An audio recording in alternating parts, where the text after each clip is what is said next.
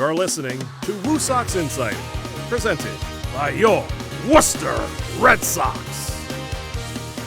Welcome back, WooSox Nation. This is WooSox Insider. Woo woo. He's Dave Leonardi. I'm Brendan Black. Today we have a very, very special episode for you today. Last week, we got to go into the clubhouse and talk to Mario Oliveira, the great clubhouse manager for the Worcester Red Sox. And we thought that might be as close as we get to a true WooSox Insider as we could get.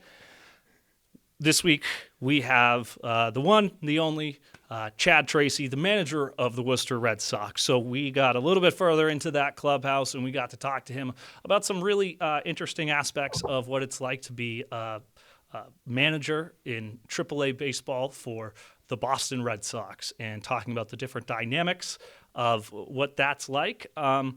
And, you know, just overall, we got to have a really nice conversation with Chad as he's home back in Ohio with his family. So, Dave, we were able to pick his brain a little bit on some things that we see every single day here at the park that kind of gives us pause and be like, what's going on here? And so it was just a very, very good interview with him. I mean, he's just such a nice guy. And, his ability to break down baseball concepts and that kind of stuff, it almost sounds like he's cut out to be a manager or something. Oh, yeah. I mean, Chad's great, but we don't have to tell you that, so you guys can see it for yourself right here. And now we have a very, very special guest on WooSox Insider, making his first appearance on WooSox Insider with us here. You will know him from being in the dugout during every single one of our WooSox games, and you'll know him from just being around the Worcester community. We welcome in manager of the Worcester Red Sox, Chad Tracy. Chad, thank you for joining us today. Thanks for having me, guys. Yeah. So real quick, we're just going to get right into it. Chad, you grew up with baseball all around you. Your dad was a coach in MLB for a while. So were you around those clubhouses as a kid, as you were growing up? Were you spending time around your dad as he was managing these teams? Oh, yeah. I was pretty much from the age of about 2, was crawling around minor league locker rooms at that point. And from that age all the way up through, college, and even in the, beginning of my pro career, like I was constantly in a professional locker room somewhere because of him, and, my dad's accomplishments and where he was at and the opportunity that it got us, as me and my brothers, to be able to be around that our entire lives. So yes, I was. So now, does that translate to, how you control your clubhouse now and how you manage a team, or do you just kind of naturally pick those things up? I think it's a little of both. And there's definitely things that you're watching, especially when was in locker rooms at a little bit of older age and had played in maybe played in college at that point and then played in pro ball. And you have an understanding, you have a little something to gauge it off of, like what that professional players and how they tick and how they like to be treated or spoken to and things like that. So later on, it became a little bit easier to relate to things that I just naturally know. But there was also plenty of things that I just watched, you're in there, you're like a sponge. And I just watched how professional players behaved and how they went about their business and interactions they had with my father or with other coaches and stuff that you never really know, but you're sponging it all up. And down the road, you have a pretty good, that word feel, a pretty good feel for what it's like being in a locker room and players and how they all click. Yeah. And so we just had the chance to talk with the great Mario Oliveira, your awesome clubhouse manager. So, and we got to, ask him about, how players, like how they tick and how they go and all the different superstitions and how some guys like things some certain ways. So from your perspective of managing a team, is it more managing personalities than it is managing players? It just depends. I think in some ways it can be that. I feel like, this past year especially, but both years I've been with Worcester, and this past year especially, we've been blessed with wonderful players, not only just baseball players, but really good people. And when you have like a group, or you feel like you have a room full of really good people that gel well, then it's like you're not in that instance, you don't feel like you're managing personalities that much, because you don't feel like you have any personalities that are egregious or like that put the room off. It's like, no, we have a bunch of personalities that all seem to get along with each other really well. So when it's like that, it's really fun, because the room kind of takes care of itself, and you have some veteran guys in there that can kind of do things to keep an eye on it and loosen it up and do this. And then as a manager and coaching staff, you you can really focus your attention on the work and what needs to get done, the game, how you plan on attacking the game strategically on a given night. But yeah, you know you do have some of that sometimes, but I will say that I feel like we've been kind of blessed not having to deal with that too much. Now, being around, your father in the clubhouses growing up, when it came time for you to be a manager, how much, if any, advice did you take from him, or did you want to do your own kind of style from what you observed growing up? What was your kind of first steps when you started managing baseball clubs? I think it was a little of both. You know, a lot of people know who my dad is, what he did, and then sometimes people, I guess you could say, I don't forget, but it's like I played almost 10 years professionally myself, so like I paid a lot of attention myself. I mean, most of that 10 years playing as a professional, my dad wasn't around, because he's in managing a dugout somewhere, and I'm off running around in pro ball, or he's not able to be where I'm at. So I picked up an awful lot of things on my own over 10 years playing, from really good managers that I played for, guys that I watched how they did things, and you take notes. And then played for,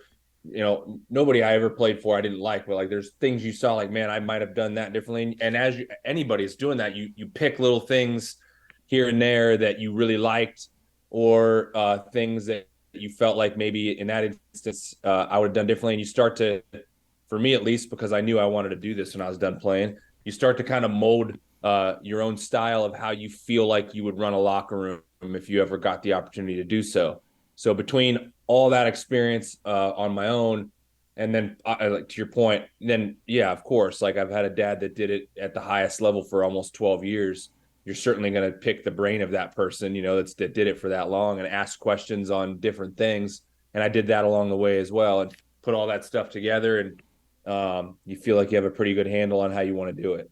I think there are certain traits that we were happy, or blessed enough to have your dad here. We've had your family was here at the park for a lot of the games this year, and during one of the games we were able to call out your dad a little bit, give him a little bit of recognition and whatnot. And so my job on the other side of things is to go out and find different video clips and maybe different things that we could show to the fans to give them a little bit more insight. A lot of the clips of your dad online are, let's say, having nice talks with umpires during games. When it comes to that part, there is obviously the argument of the call itself and that kind of thing. But talk to me about how, do the players see that as you sticking up for them and you getting out in front of that, and rather than having them take those arguments, you take it on yourself? It just depends on what it is, like, if it's just a bad call or something that isn't hurting any one individual person at all. It's just maybe that I'm upset, and I'm really upset, and I want to let the guy know about it. But there are plenty of instances, whether it's a bad strike three call, even though we do have the challenge system now, but there are times when you're out of challenges. So a bad strike three call, or if a confrontation with a player that I feel like the umpire should have walked away, whatever it might be. There are definitely instances where, you're going out there to support and back up your player, especially if you feel like he may be in the right or he may be correct. And you certainly want the player to feel that. You want the player to feel that, I'm arguing here, and my manager's got my back because he believes I'm right. And in those instances, you hope that the player recognizes that. And then once the manager gets there, you get the heck out of the way and let me take it from there, because a lot of it is, I need you to be in the game. Like I got Jose Flores. If I get kicked out, we're going to be just fine. but I need the players to stay in the game. That those are the guys that they actually play. So, you hope that they recognize that, okay, now he's here, he's got my back, and he'll take it from here. So, yeah, there's definitely instances or scenarios where you're out there, and it may not just be you're backing them up. They may be absolutely right, and you're out there because they're right. They're right, and you're also trying to protect the player from getting kicked out of a game. Talking about the conversations with umpires, a couple episodes ago, me and Brendan were talking about the implementation of ABS this past year and that kind of stuff. But we were also talking about how when an umpire gets the call correct versus when it's overturned, and you can build the credibility on your end when something gets challenged, but the umpire was right and it's like the first inning. Do you kind of like warn your guys at all or talk to them like, hey, like sometimes the umpire deserves the benefit of the doubt, so let's hold off on the challenges for if we really need him later on in the game? Or what is your approach to using those kind of challenges? Yeah, I don't think it's necessarily umpire specific, but it is a conversation that we had about, and actually I feel like our ball club for the better part of the year did a really good job with that as far as when to use them, when's not a good time to use them. There was like a period there, in early September, maybe I think it was where we didn't do the best job. We had a little string for about a week where it was like, why are we almost out of challenges in the third inning? But for outside of that, for the most part, I thought our guys had a pretty good feel, and a lot of it was just letting them know, especially early in the game, like, if we can find a way to unload those in moments, if you're going to use one early in the game, if you find a way to unload it in a moment that is like, a meaningful spot in the game, like, whatever, maybe bases loaded and one out, and you get rung up on a pitch and you should still be in there. That's a moment where it's like, if you get the extra pitch, we might hit a 3-run double. So versus 2 outs, nobody on, and 2 strikes, and you throw a challenge out there when your probability of scoring a run is minuscule at that point anyways. So, unless you're 100% sure in that instance, like, and you're kind of like, I think that was a ball, but you're 50-50, you kind of got to bite the bullet for the team there. And we'd rather have that in the 7th, 8th, 9th inning. So we had that conversation with our guys early in the season when that ABS was going to get rolling. And I think they did a pretty good job of understanding that. So did you ever, when you had a rehab guy come down, were they excited to be able to use the challenge system? Not necessarily. I do think they were curious. Let's use that word. It wasn't necessarily excited. And I think in some instances they didn't really care to even use it because they're like, well, I'm not going to have it up there, so I'm just going to take my at bat, whatever. But there were times I felt like maybe pitchers, their rehab pitchers or stuff, just to remind them, hey, just so you know, like, this is X game and you're allowed to challenge. So if something gets called and you feel like it got missed, you can tap whatever. And we'd let them know, and it would pique their curiosity. So at the very least, I think that they were curious about it, and just to see how it all would go and what the strike zone would look like with an ABS calling it or with the challenge system. And some of them used challenges at times and some didn't. Like, sticking on with technology. So we just saw in the World Series, I believe it was Zach Gallen, pitcher for the Diamondbacks, I want to say, had his pitch comm actually on his glove, like strapped onto his glove there. I know some pitchers. So yeah, I guess just explain to me how that pitch comm works, because they have a speaker in their hat. Yeah. So you're not at the AAA level. We didn't have that. It was, the pitcher had a comm in their hat. The catcher had a comm in their hat. And you had one receiver, the catcher would use to signal the pitch is in. At the big league level, they have more comms. Like the middle infielders wear comms, the center field, they have like up to 5 or 6, I think. Wow. I'm not sure what the number is that they can wear. So there's other guys that are wearing them, but also at the major league level, if there's a pitcher that at times during the game wants to call his own game, they have those on their glove. And maybe there's a specific instance where he knows and convicted, and he gets the ball back and pushes a button, lets the catcher know, here's what I want right here. So that's an option that's available at the major league level. And I don't know, we'll see how that develops. A lot of times AAA starts at X, and then maybe next year we'll have more comms or we'll have more availability of that kind of stuff. but that's definitely what that is. I've seen a handful of pitchers using it. It's their ability to make pitch calls on their own. So because the systems are different, when you have pitchers coming down from Boston to Worcester, what kind of adjustment do those pitchers have to make where they're used to a certain way of using that system, and then they come here and there's a different way of using it? Pitchers is not a big deal because most of like our guys with the Red Sox, not a whole lot of them use their own thing on their wrist. They had the comm in their hat, and they still had the comm in their hat here in Worcester. So it was the same thing they were using there. They're getting the pitches called into their ear. So for them, it's nothing. Really, the bigger adjustment is the middle infielders and center field. You know, the guys in the field, the other players in the field that would have at the major league level been able to use a comm, and then in the minor league level they can't. So like David Hamilton, Valdez, some of the guys that were going up and down to the big leagues, they go there, they're going to hear every pitch in their ear. They come down to us, and that it's no longer the case.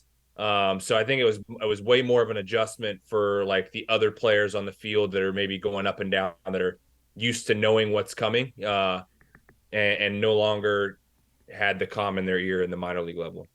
Now, a follow-up question on that, if you can provide insight to it, what kind of advantage does it bring to a middle infielder hearing the pitch that is going on between the pitcher and the catcher?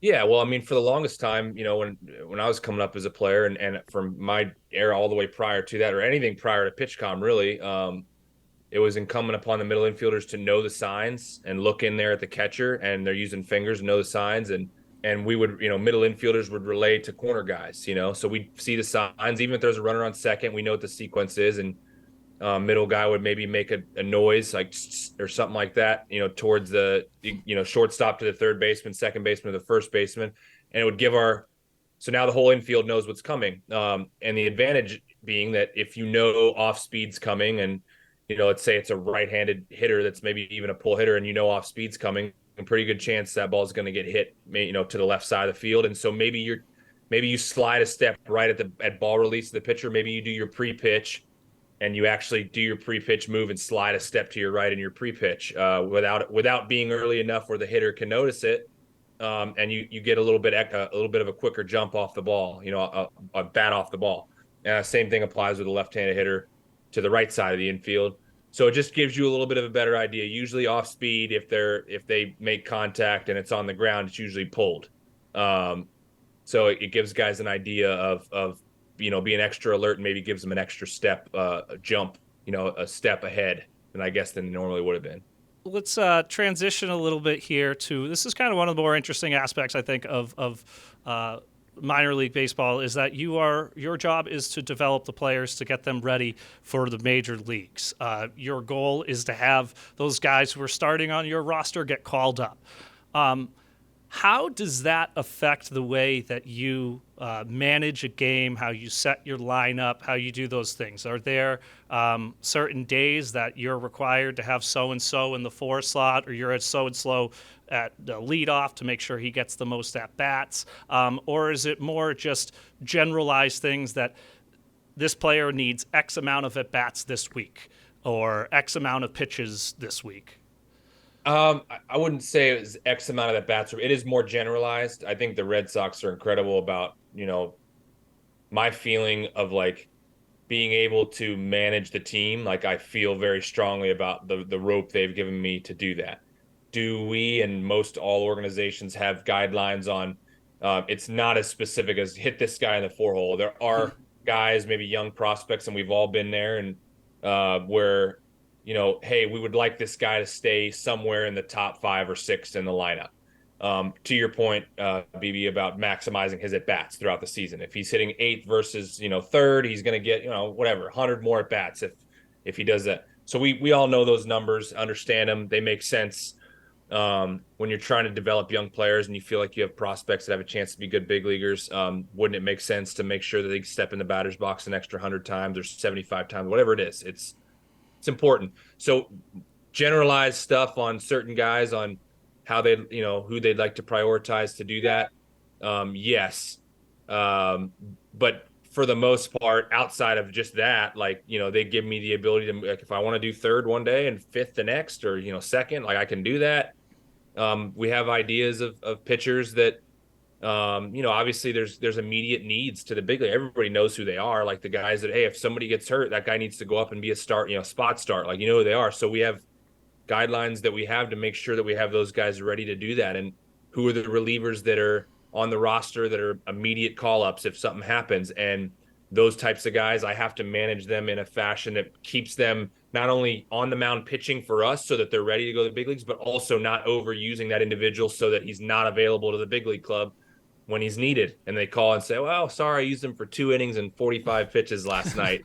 Like, well, we can't call him. So there's a fine balance of that, and that's my job. It's not told to me on a daily basis. I have an idea of who those individuals are, and I have to, with the pitching coach and the hitting, whatever, balance what's the proper usage for each guy to make sure that we have them available to our big league club. So, yes, we have guidelines, but I very much respect the way the Red Sox go about it as far as giving me the leeway to be able to manage that.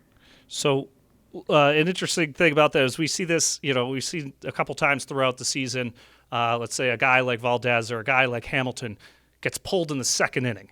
And we all look at each other and be like, all right, well, he's got to be getting called up because, he just stole second and just flew over there. He's not hurt. What's that process like? Are you getting a phone call in the clubhouse and someone's running out and saying, hey, someone just went down up at the big league club, pull Hamilton now so he doesn't get hurt? Yeah, I mean, that happened a couple times this year. And believe it or not, I think in 2022, I don't recall ever in mid-game, like get so-and-so out now. Like this year in 2023, it happened a couple times, 2 or 3 times. So it's not always a given. But yeah, it's usually a reaction to something that happens in a major league game. And there's a phone call. Obviously, I don't have my phone in the dugout, but our trainers do. So the process pretty typically with most organizations around the league is the trainers always have their phone. They have to have their phone in case something happens, emergency, whatever. So everybody knows that. So a lot of times it could be the director, Abe's, or somebody that gets a hold of the trainer to say, hey, can you go over to Trace right now and let him know we need X to happen, whatever it might be.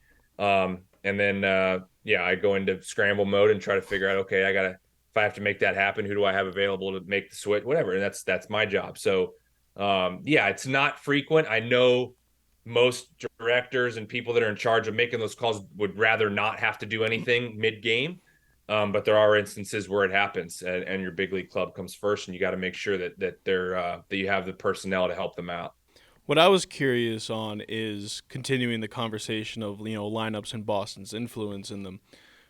Your daily process of when you're submitting the lineup before it gets to the umpires and you have that plate meeting, do you have to notify Boston on or a representative on who you are selecting that day to see their input on it? Like, hey, we want so-and-so to only have this amount of at-bats. We want this pitcher to only have this number of pitches in the game. What is the conversation between you and the big league club in terms of your lineups? Are you talking about rehab players or just in general? Just in general. Like, say you have someone like Sadon, and it's like Boston's thinking like, oh, we might need this guy soon or something along those lines. Or when a rehabber does come down and there's certain like limits and stuff like that. Or if Boston says, hey, we want to see more of this guy rather than another guy. Yeah. Really, the rehab is simple. Yeah, I mean, most of that stuff is very structurally laid out. Like pitchers, we want X amount of innings or X amount of pitches, whatever comes first, or they give you the freedom of like, hey, if he's cruising, you can give him an extra inning, but don't go over this many pitches. So that's all laid out according to our medical people and what they feel like the load should be, on each guy. Or if it's a position player, hey, let's keep him to 7 innings today, no more than 7 innings. So rehab's, pretty structurally laid out. Most of the other stuff, as far as minor league players are concerned, you have a guideline or an idea of how you're going to use your guys when you leave spring training. And those, the way you want to use them is pretty much discussed throughout camp. This is how we want to use this player to make sure we maximize his ability to be ready when called upon. And I'm going to use him that way. Until I hear otherwise, to your point, and that could be relayed from the big league club down to Abe's and then Abe's to me and the chain of command of, hey, we're doing X, keep doing that, but can we add in 1 day of second base, or whatever. That kind of stuff, at times we'll talk through that. And what do you think? Sometimes they'll ask me, what do you think? Oh, that's a good idea. There may be a need there, whatever. And sometimes they don't, and they just tell me. And, but yeah, that's there's adjustments made throughout the year with all of this. Like player development, you always hear that saying, player development's not linear. It's not gonna be okay, we got the pass set, he's just gonna keep going. Like there's bumps in the road along the way. There's injuries at the big league club that change the priorities of your guys in AAA because, hey, he may be capable of playing. He's not doing it now, but he may be capable of helping in that area. So you leave with a good sound plan in place, but you're always ready to adjust. We'll wrap up here, but before we do, one of the coolest things I think about this 2023 squad that you had was the amount of guys who got their shot up in Boston and got to play for the Sox. I heard a story, I forget who it was from, but they were mentioning a time that you had a chance to go up into the locker room, go into the clubhouse at Fenway, and you just looked around and saw a bunch of guys that you knew. It was a bunch of guys that you had coached and managed, within the last 2 seasons. What is that like seeing, at the end of the year for the Red Sox, you had 4, 5, 6 guys in that lineup? Yeah, it was cool. I went very towards the end of the year, and we had an off day. Obviously, our off days are on Mondays, and Alex had, said, "Why don't you come up and spend the afternoon?"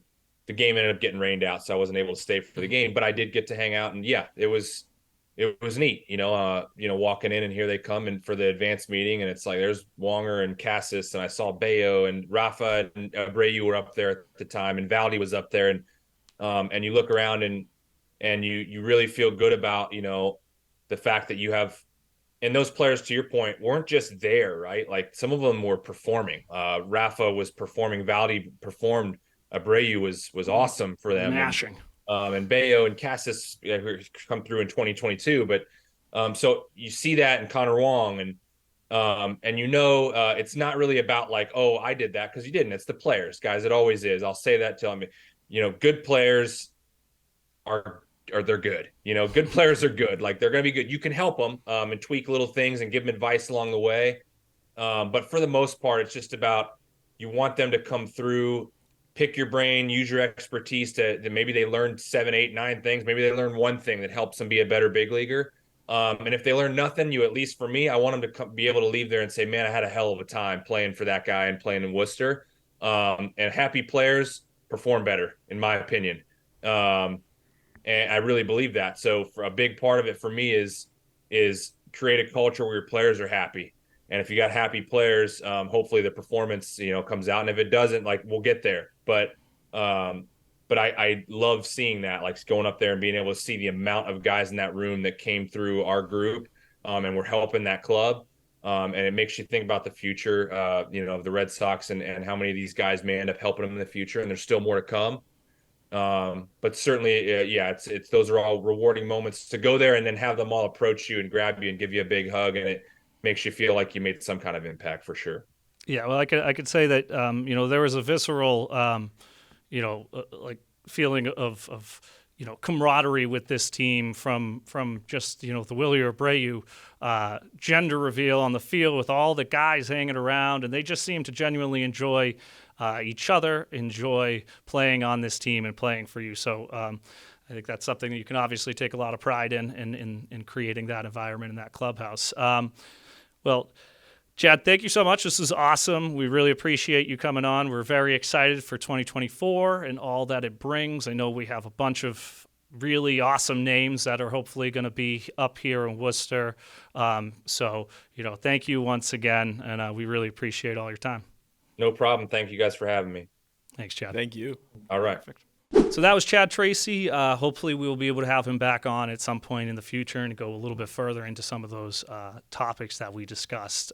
But once again, thank you to Chad, and thank you to everyone, in the WooSox and Red Sox organization who are willing to come on to this show and talk to us about some of these things that, from a baseball insider perspective, maybe not as, there's not things you think about as much, like we're talking about just guys getting called up in the middle of the games and things like that. But, we're hoping to be able to bring on guests like Chad, maybe some of the other coaches or other people who are really involved with the baseball operations side of things to really get that insider knowledge on what's happening, with the Worcester Red Sox. So with that, holiday season is quickly approaching, Dave's favorite time of the year. Of course. And Polar Park could be the next location for your holiday event. We host holiday parties here all the time, and I have to say it's one of the coolest spots, and that's, not biased at all. No, not at all, of course. But if you have any interest in hosting a holiday party, no matter how big or how small that party is, reach out to us. Go on WooSox.com. You'll see it right there, right on the main banner of the page. You can book your holiday party there. And then also WooSox.com has all your newest information, all the different press releases and things that will come out about the team, including information about the 2024 season and a lot of other really cool things that are going to be happening, in this offseason and leading up to our 4th season in the Woo, 2024, which is absolutely crazy. Time flies. But this was another awesome episode. Once again, we will be back in 2 weeks with another guest, another episode, and 2 weeks closer to the 2024 season. So for Dave Leonardi, I'm Brendan Black, and that was WooSox Insider.